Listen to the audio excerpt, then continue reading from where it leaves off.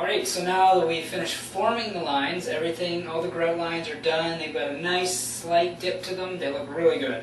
So now we have to go back and clean all of this grout that we have everywhere. So we'll go get a new fresh bucket of water, wring out our sponges. You don't have to wring them out as much now because now we're just cleaning. Everything has had a chance to harden, the lines are nice and formed. You might want to wait another 5 or 10 minutes after you finish forming to make sure it's nice and hard, because you don't want to be unforming the lines basically. You just want to clean the tiles off. But you don't want to wait too long or else it gets really hard and then it's not possible to get off. So just go along and just like before, circular motions work well. Now you'll notice as you do it that you'll have dry spots and then your wet spots. So you'll really be able to see the difference between what's clean and what's not. And after a while, it'll seem like you're not doing anything really, because that's because your sponge is already dirty, and it gets dirty fast because now you're doing a nice clean. You're not just wiping over it like we did before. You're really trying to get all the grout off of it. There is one more step after this, maybe two depending on how things go. And that last step is the one where you get all the grout off. So don't worry about being perfect about it, but make sure you keep switching your sponge over, using a clean side, wringing it out, doing it again. So you constantly want to be going back and forth like that. You don't want to be using a dirty sponge or else you're not really doing anything.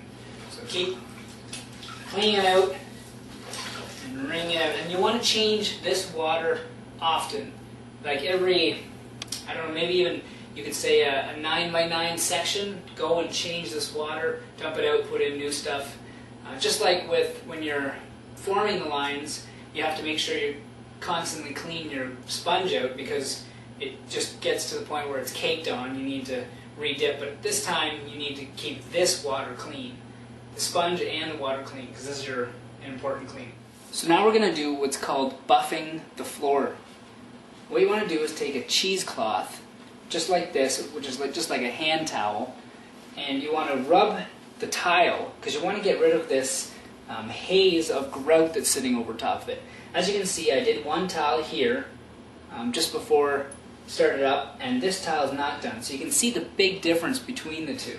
This one's nice and shiny, this one is dull because of the grout. So all you do is just take your cheesecloth and rub in circles. And voila, you have a clean tile. And every once in a while you'll need to take your cheesecloth out, just shake it out, get rid of the dust on it, but that's all there is to it. So before you do this though, make sure you wait about 2 hours, and at the maximum wait 12. So don't say, oh well, I'll do it tomorrow night or whatever, because by then the grout is just caked onto the floor and it is so hard to get off. I have tried it and it doesn't work.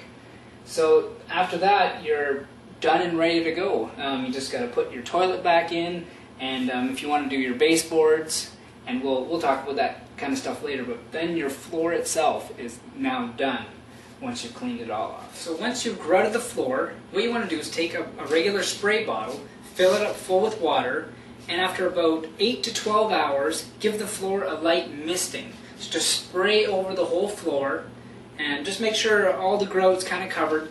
This way it allows the grout to cure a little slower, and it doesn't have the chance of curing too fast and then actually cracking. So do this for 2 days straight, every 8 to 12 hours, and even up to 3 days, but you don't have to, 2 days at least though. So make sure you do that after you're done grouting.